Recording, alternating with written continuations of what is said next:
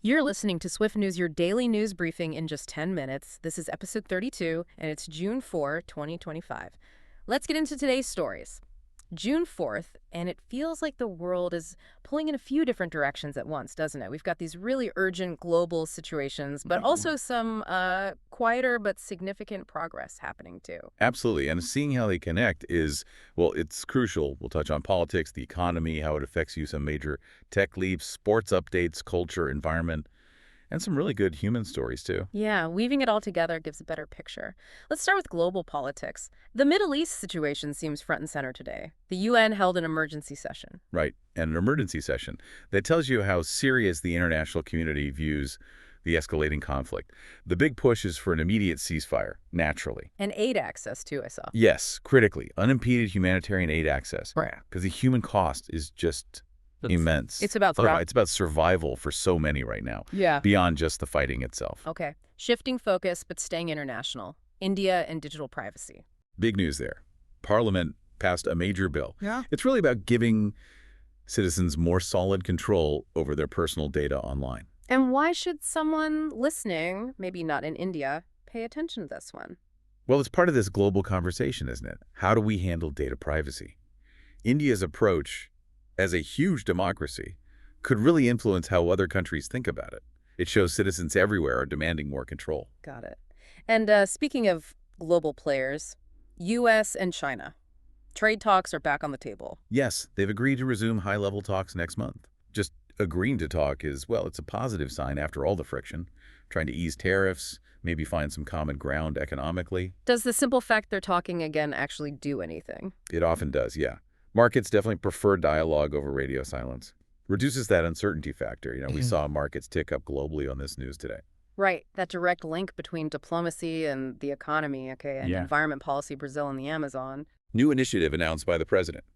More funding promised for conservation, which is always needed.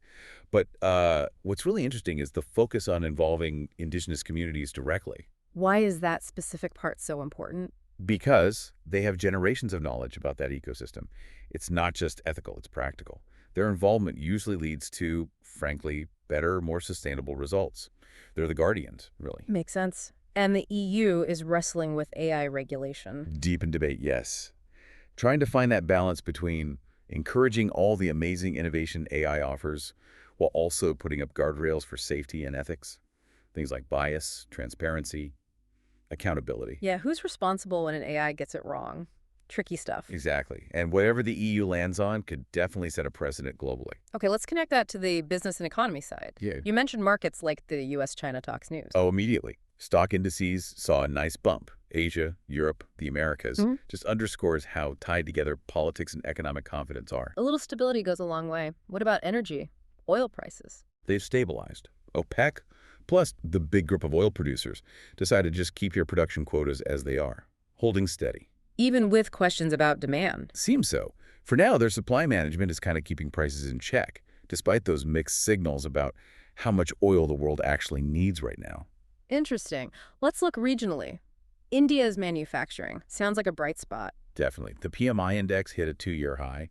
That basically means factories are busy, new orders are coming in, a sign of robust growth in their industrial sector. Good news for their economy. Yeah. And the World Bank, a big loan. Yep, $500 billion approved.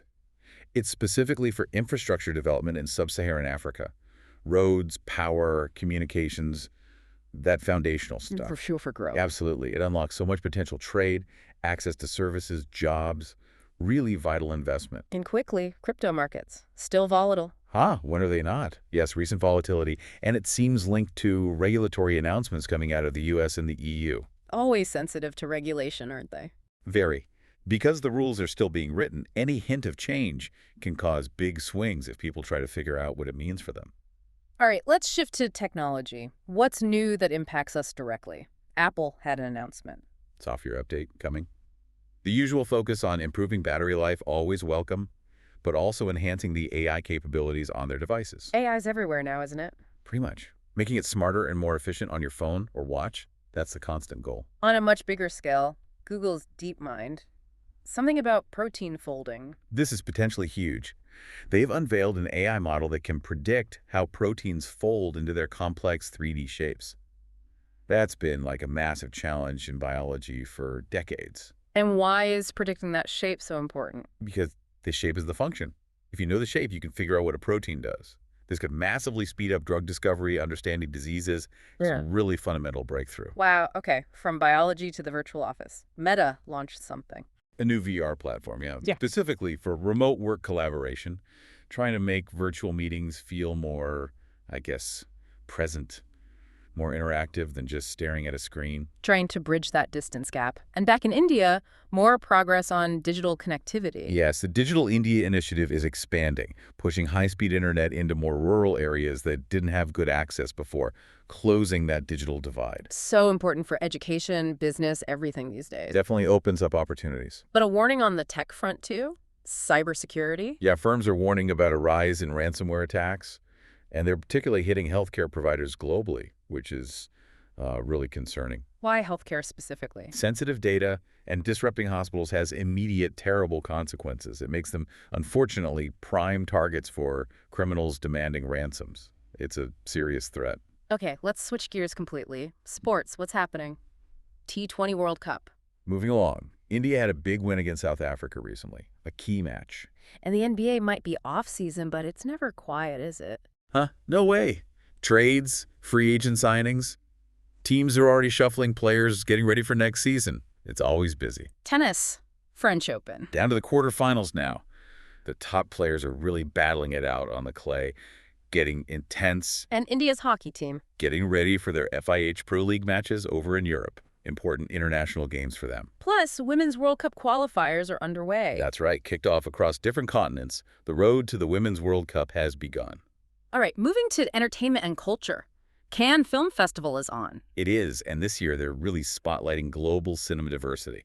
Special screenings showing films from all over. Great showcase. And K-pop's global power continues. Oh yeah, BTS, Blackpink, still dominating international charts with their latest music. Their reach is just massive. Hollywood gearing up for summer. Blockbuster season is almost here. Lots of buzz about big sequels and some new original movies coming soon. And fashion. Paris Fashion Week had a theme. A real focus on emerging designers pushing sustainability and inclusivity. It's not just about the look anymore, but how it's made, who it represents, that's becoming central. More conscious fashion. And in the art world, Kokyo. An interesting exhibition exploring how technology meets traditional culture, using digital tools, VR, to interpret or even build on classic Japanese art forms.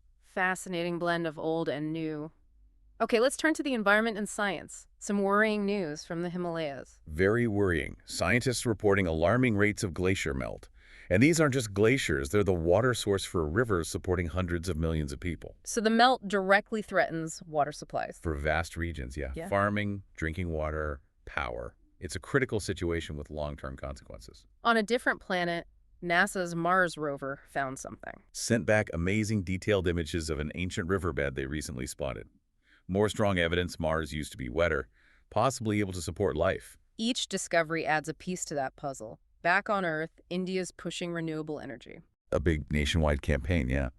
Encouraging households to adopt renewables, like solar panels, getting people involved directly in the energy shift. And sadly, flooding in Southeast Asia. Yes, severe flooding, triggering emergency responses. International aid is flowing in to help the affected areas. A stark reminder of extreme weather impacts. And looking ahead, climate change talks are gearing up. Preparations for the next big UN climate change conference are accelerating. Countries are submitting their updated emission reduction targets now. That's key. Those targets show the level of commitment, right? Exactly. Sets the stage for the negotiations and tells us if we're collectively on track or need to do much more. Finally, let's end with some specific events and human stories. Something positive from Kerala. Really positive. A community-led group successfully restored a degraded wetland. Good for biodiversity, but also helped local livelihoods.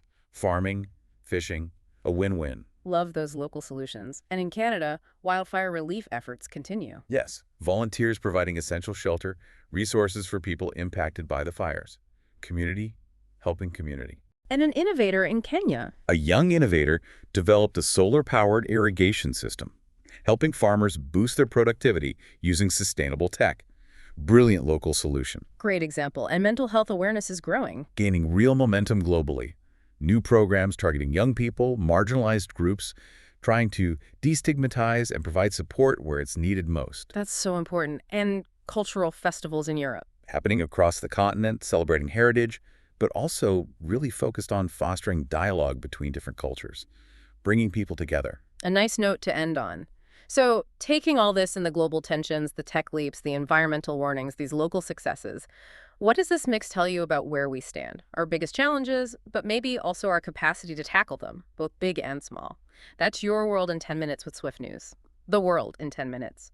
From global diplomacy to tech innovation, sports highlights to inspiring human stories, we keep you informed and inspired. Follow us for daily updates. Join us tomorrow for episode 33. Stay curious, stay informed. This is Swift News, signing off.